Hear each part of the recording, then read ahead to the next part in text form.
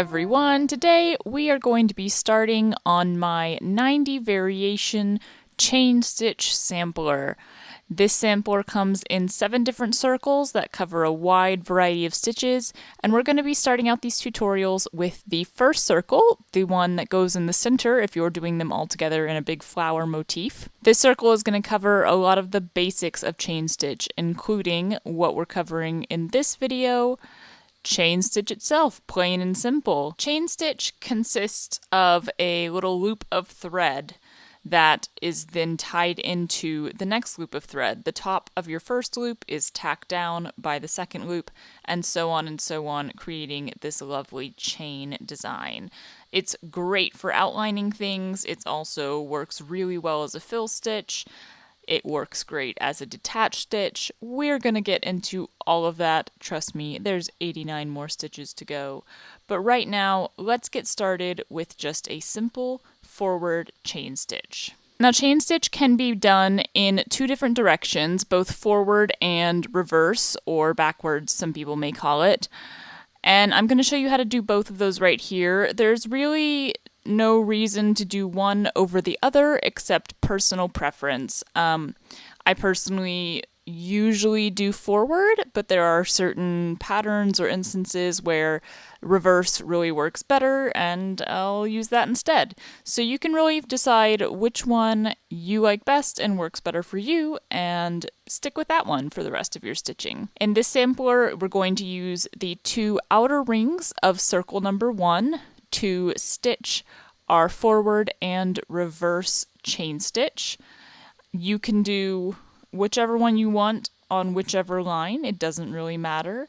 I'm going to be starting with forward chain stitch on the outermost circle. I'm going to be using 3 strands of embroidery floss for this. You could use less or more. Really, this stitch could be done in a variety of ways. You could use a cotton pearl thread.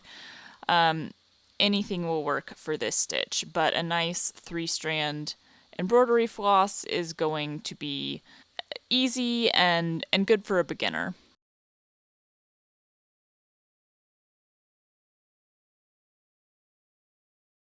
The first thing you'll need to do is thread your needle and not the end of your thread, and if you're unsure about how to do either of those, I have a prep video that I will link in the upper corner there, and that will tell you everything you need to know prior to getting started on embroidery. Answer any of those questions you have before you actually start making the stitches. For forward chain stitch, we're going to start by coming up through our fabric anywhere on this circular line, or if you're doing a different design, you'll want to start at the beginning of whatever line you are following. And then you're actually going to go back down in the exact same location. On that first stitch, make sure that you're not going through your knot on the back. So you can kind of shift that knot aside with your thumb as you bring the needle back through the fabric, just to make sure that you're not stabbing it again and causing any knots with your thread. But before you pull your thread all the way through, stick a thumb or a finger in it and create this loop of thread on the top of the fabric. You want that loop to stay out. You'll tighten it in a minute by coming back up through the fabric 1 stitch length ahead.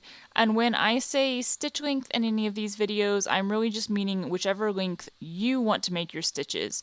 With a chain stitch, you could make those really small and close together, and it'll give you sort of a thicker, more full chain stitch, or you can do those stitches really long and you'll get some nice skinny loops and really thin line. It is really your preference, so go however long you want to, and come back up through the fabric 1 stitch length away.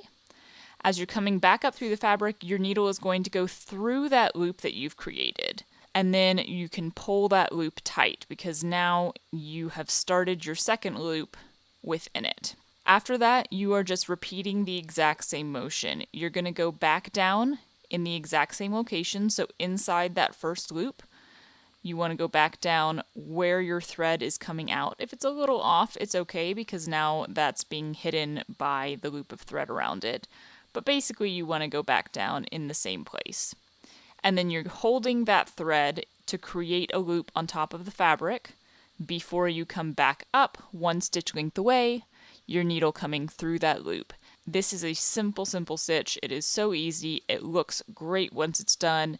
It's a very nice sort of repetitive feel as you're stitching. And you're just going to keep doing that all the way around the circle or all the way around whatever design you are creating.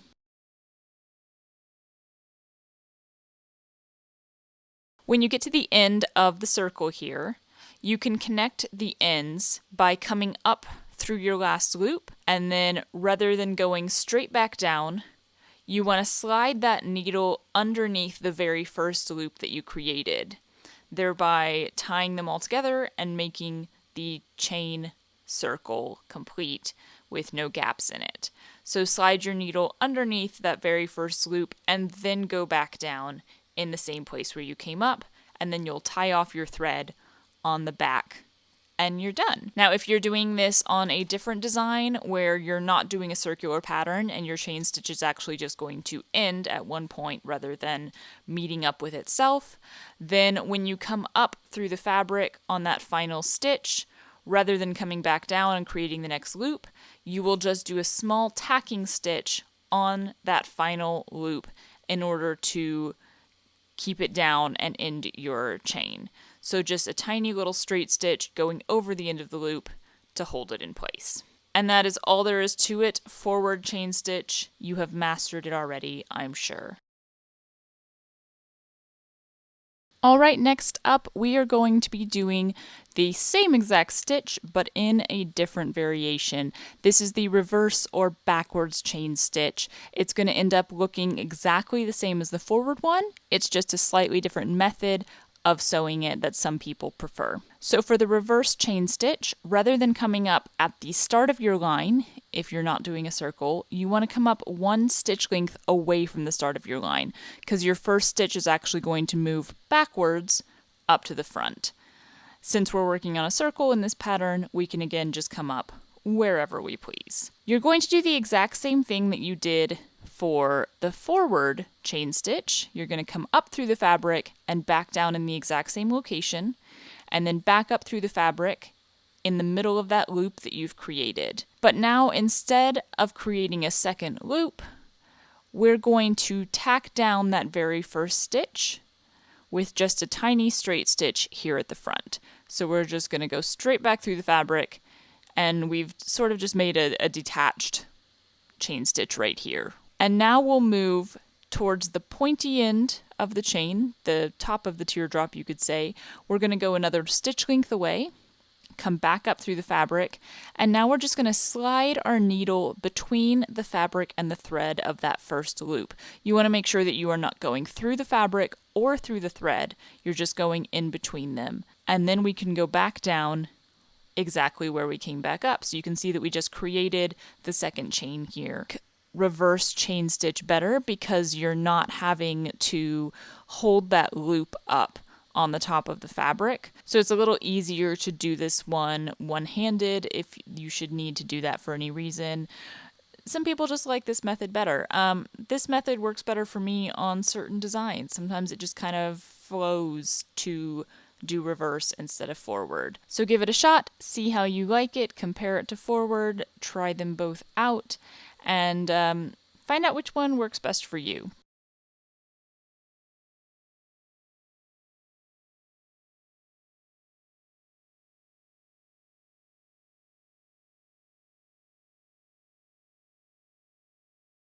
Now for the reverse chain stitch, in order to close this circle when you get to the end, you will slide your needle underneath the loop and go back down in place, and then you'll come up in the middle of your very first chain stitch. So in order to overlap them and make the whole circle complete with no gaps, you're just coming up in the very first chain stitch that you created and then going back down after you've gone under the chain stitch before that. If you're doing chain stitch not in a circular pattern, if you're not meeting up the ends, then reverse chain stitch is so easy to end because you don't do anything. You literally just do your last stitch and you're done. It's done, it's finished, it's a clean line, you just tie it off on the back.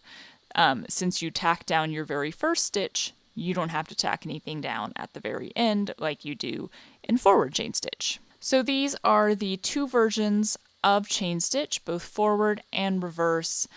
You're creating the same stitch with both, it's just a question of which one works better for you. I hope you will try them both out, see which one that you prefer, and let me know in the comments. Thanks very much for watching, and I will look forward to seeing you for the next tutorial, where we're going to be covering a bunch of those lovely stitches in the middle, all of which are going to be detached versions of chain stitch, like variations on Lazy Daisy. So I will see you guys then.